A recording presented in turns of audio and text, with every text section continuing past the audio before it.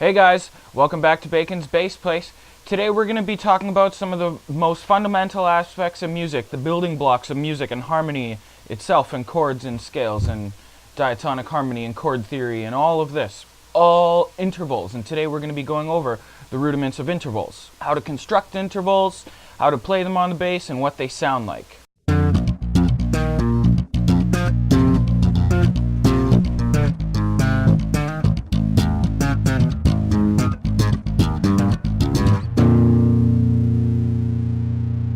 Intervals are the space between notes, the distance between tones.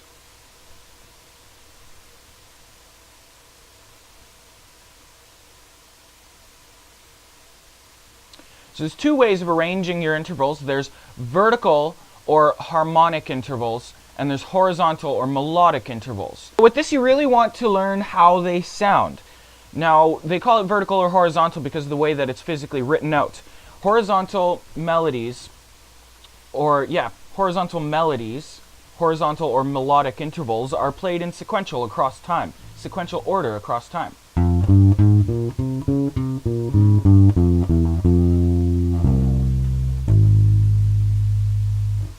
Melodic intervals. Harmonic intervals or vertical intervals are stacked vertically on top of each other. When you see them drawn on a staff, they're all in the same spot, so it's a chord. So they're not played over time. They're played on top of each other. Harmonic intervals. Harmonic intervals.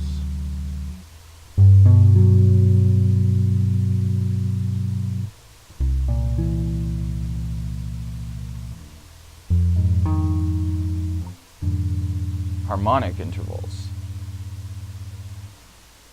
And you can refer to each of the 8 notes in a scale by that number in the scale that it falls upon.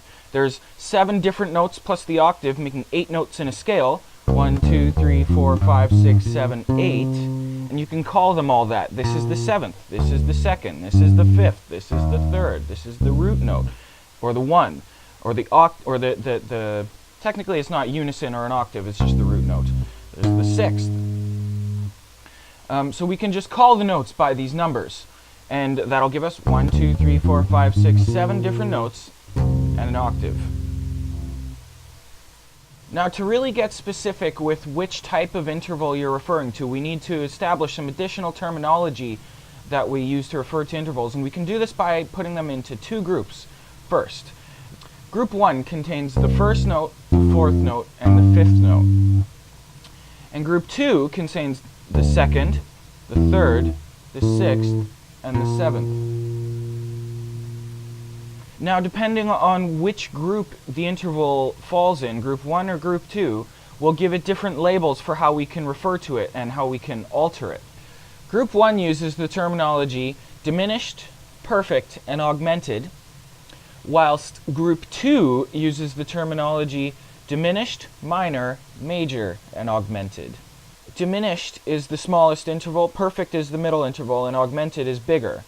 Same with the group 2 classifications is diminished. Going from diminished through minor, major, and augmented is getting the interval bigger, is creating more distance between the notes.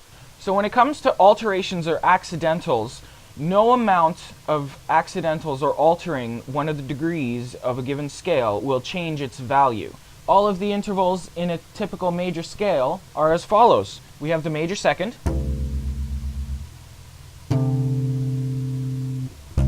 major 2nd, we have the major 3rd,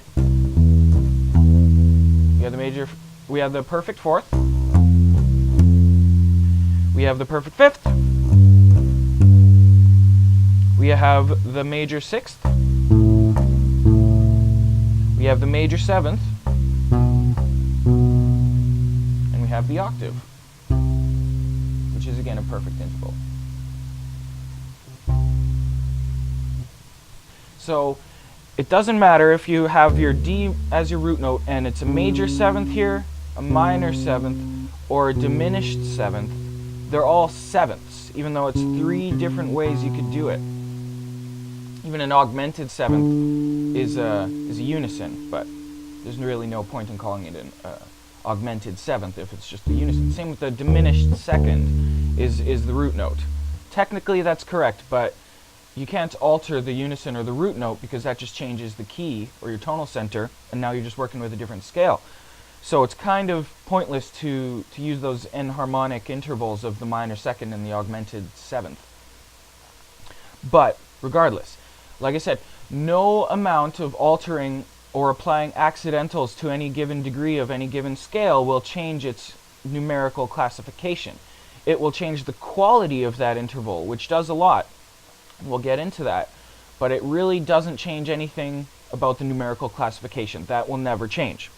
When writing a scale and talking about the notes in a scale, there's a couple rules of thumb that you can apply to know which of the certain intervals that could perhaps fall under different categoric names, which one of them is it going to be?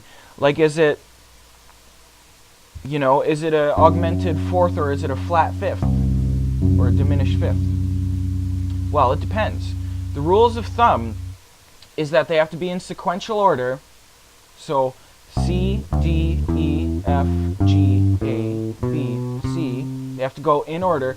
There can be no double notes, and there can be no omitted notes. So you have to have A, B, C, D, E, F, G, A, and you cannot have A, B, B sharp, D, because then you have two B's and you have no C.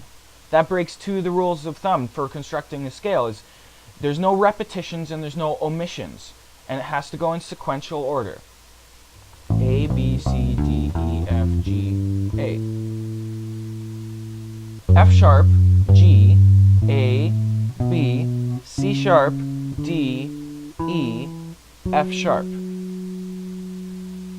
Sequential order, no omissions, no duplicates, just proper applications of accidentals and or alterations. So the additional terminology that we establish that we can apply to these two groups of intervals after we've divided all the intervals into these two groups are as follows. Group 1, consisting of the 1, the 4, and the 5, and the octave, can be considered perfect, augmented, or diminished. Now, in the key of C, C, D, E, F, F is a perfect fourth, and G, the fifth, is a perfect fifth.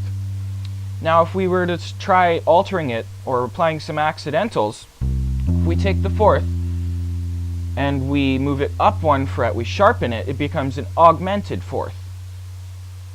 And if we take the perfect fourth and we flatten it by one note, it becomes a diminished fourth. And that applies to the fifth as well. If we flatten the perfect fifth, it becomes a diminished fifth. If we sharpen the perfect fifth, it becomes an augmented fifth. Now, the perfect intervals are very strong sounding.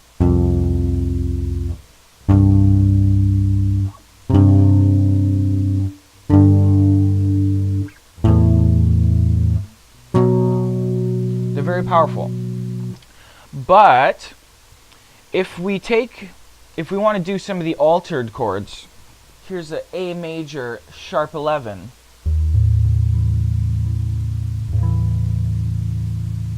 You can hear how it really creates kind of a different feel. Almost mysterious, almost like there's something okay there, but then there's something underlying that's not okay. And in the right context, it'll sound really nice.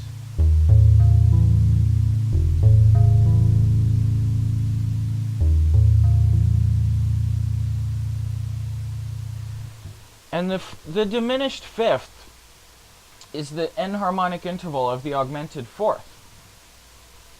But if I were to play that exact same chord that I just played, the A major with a sharp 11, if I were to flatten the augmented fourth so that it's a perfect fourth again, and flatten the diminished so that it's a flat fifth, it'll be the same notes but a different function because of the interval and the quality. Diminished is even darker, you see.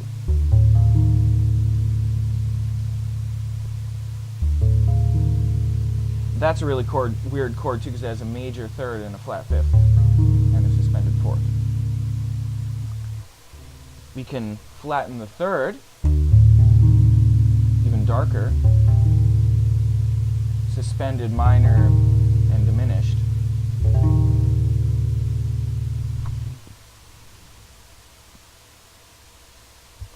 So you can see how even the same note, the same enharmonic intervallic quality and numerical classification can provide different uses. Even though it's the same note, it has a different texture. It has a different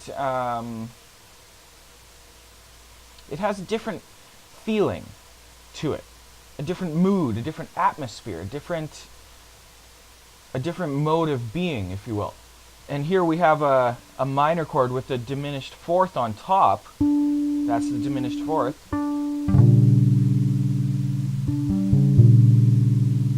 So you can see how this diminished sound is very dark and sinister.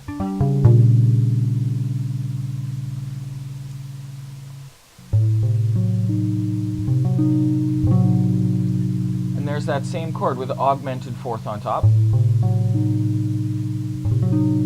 See how it's almost mysterious. It almost puts a big old question mark right in the middle of the sentence. What's happening?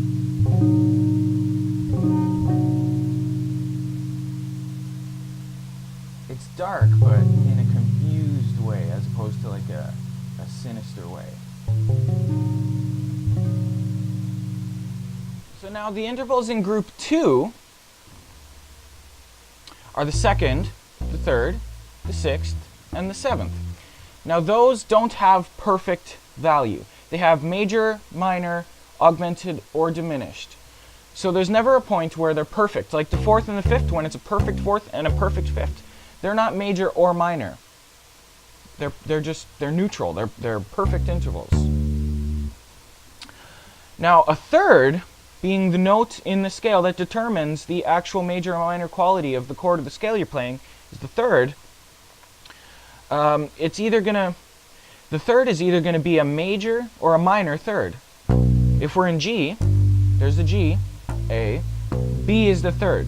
Now the B is the major third, and B flat is the minor third.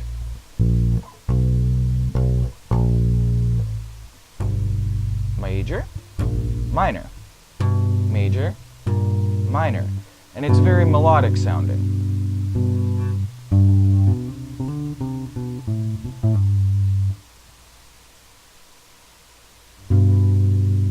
The minor third is equally as expressive, but it's expressing a different emotion. That one's almost triumph or something, you know? Victory. And this one is something like despair, you know? I'm so sad.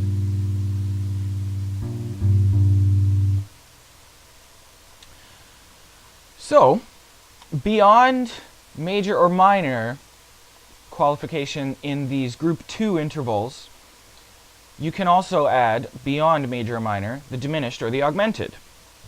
So, if this is G, and this B is our major third, it's already major, so essentially it's already a sharpened. If we were to hypothetically pretend that there was a perfect to move it away from, the major one is already sharp of that. And to sharpen it even more above the major, it becomes augmented. Now an augmented third is enharmonic with a perfect fourth. So if you're using the perfect fourth already, you can't really use this. The smallest interval is a half step, is 1 fret. The distance from here to here is called a half step or a semitone. Now the next biggest one, as you could probably put together off of that, if your extrapolation skills are like super advanced, is 2 half steps make a whole step. Oh my gosh. It's 2 frets, or a whole tone. A whole step is essentially referring to how you play it on the instrument, and a whole tone is essentially referring to the distance of the notes that you actually hear, the tones that you hear. Half step, semitone. Whole step, whole tone. Those are also called a minor second or a major second. The seconds are usually always major seconds. You can flatten it to become a minor second. Then you have the major third, or the minor third. You have the perfect fourth, diminished fourth or augmented fourth. You have the perfect fifth, diminished fifth, or augmented fifth.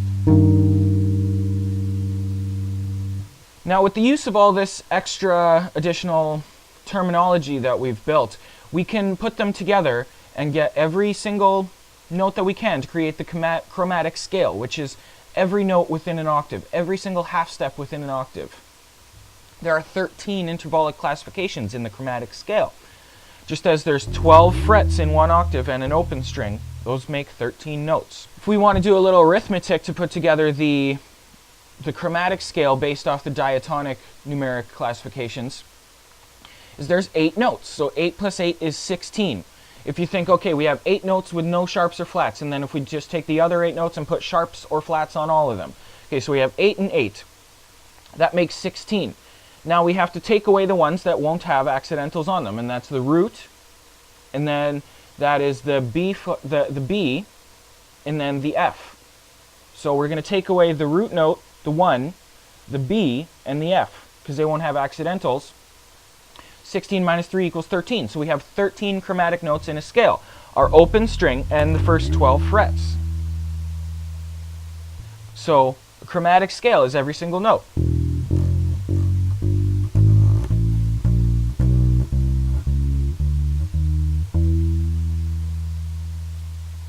So what would you call all of these chromatic notes? Well, you have, if we're going to do this in E to E, we have the root note, we have a minor second, major second, minor third, major third, perfect fourth, augmented fourth and or flat fifth, diminished fifth, fifth, minor sixth, major sixth, minor 7, major 7, and the octave. Each one of these individual intervals has a personality of its own, has sound quality characteristics unique to that interval. Like, that's very nice. It's a very fine ending, a major 6. Again, the perfect 5th and 4th are powerful. That's what a power chord is 2 perfect intervals. This is a perfect 5th and a perfect 4th and an octave, so 3. That's why it's called a power chord. It's powerful. There's no real melodic or harmonic value to that. It just reinforces the note that you're on. It's all built to just emphasize that root note because that's the function of those perfect intervals. Now if I added a 3rd and a 7th, it's going to become a very different, even though it's the exact same it's the exact same chord with different intervallic value associated to it. Now that's got a much more interesting characteristic. What's that? That's a minor 3rd, so that should have that sad kind of quality to it. And then we have a minor 7th, which is dissonant. It's off-putting. It adds sort of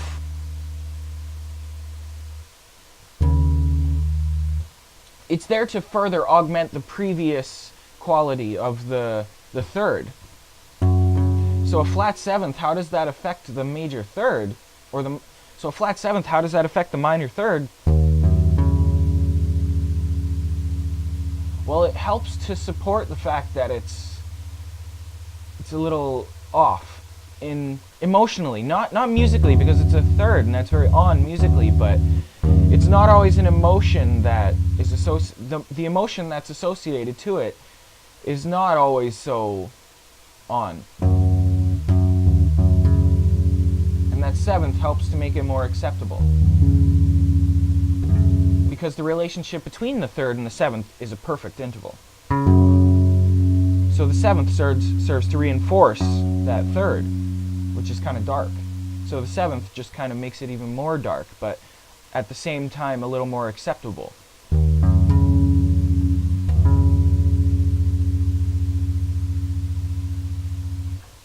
So very different quality of chords.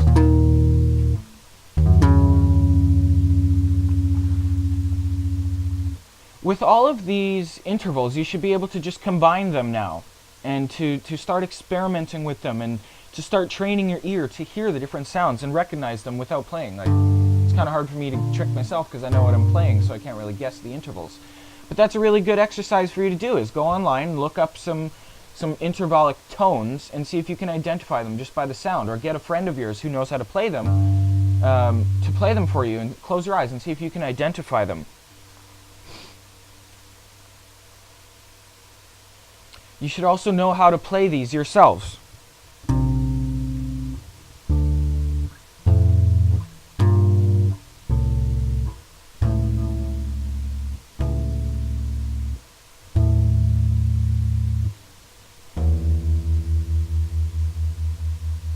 Be able to do that and know what all of those intervals are. So again, we have 8 different notes, and they're associated into 2 groups.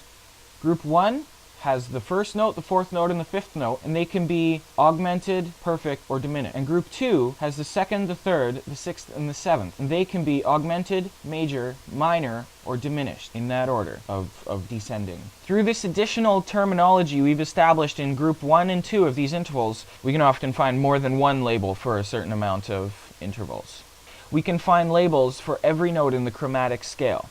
So I want you guys to experiment with these different sounds and let me know in the comments section below what feelings that you associate to the sounds of these different intervals. I really want to know. If you think the minor third sounds sad, then let me know if you agree with me. But some people can associate their emotions to completely different sounds. You know, we all relate to our feelings differently, so it's really hard to actually pinpoint certain experiences to these sounds because we all have different experiences that we relate to. But there's certain archetypal sounds and feelings. So let me know what other intervallic emotions, we can call it, that you guys associate to these different sounds.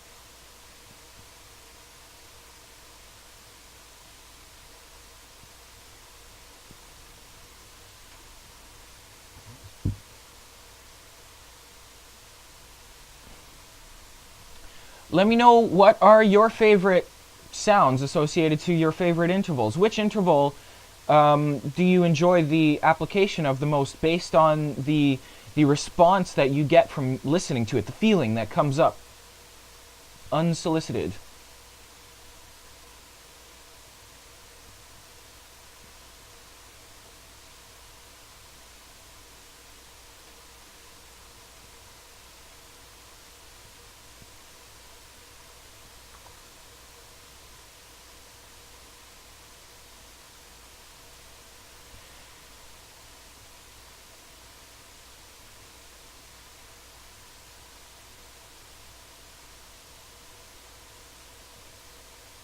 Also, if you guys are interested in getting your hands on some exclusive goodies, like maybe some backstage footage or some one-on-one lessons from me to you, I do teach on Skype. So if anybody's looking for some Skype lessons, send me an email and we can maybe get that going. Also, anybody that's interested in any exclusive, content, I encourage you to go over to my Patreon page and check that out, because there might be certain things that I put on just there that you can really enjoy. And if you want to help to choose the direction of the content on my channel and really be a part in enabling my channel to exist, you yeah, go check that out. You can follow me on Facebook if you want to follow all of my musical doings and my job. For example, tonight Dizzy Mystics are playing at the Cavern for Kindred Crow's release of their CD. So that's going to be a lot of fun. We're really looking forward to that. And if you guys want to get the notifications for all of the videos that I put out as they put, make sure you subscribe and hit the little bell notification icon next to the subscribe button. In that way you'll get the instant notices right as soon as I come up with new videos. If there's a concept that I cover across a few videos. So in that way it can be really useful in that you watch one video and you get kind of just a corner of this whole topic because the topic's spread across multiple videos. So by clicking that little notification icon, you'll be able to get the entire topic in your brain sooner. Anyways, guys, I hope you enjoyed this lesson on basic rudimentary intervals. I hope we see you again next time. I'm Aaron Bacon. Thanks for watching.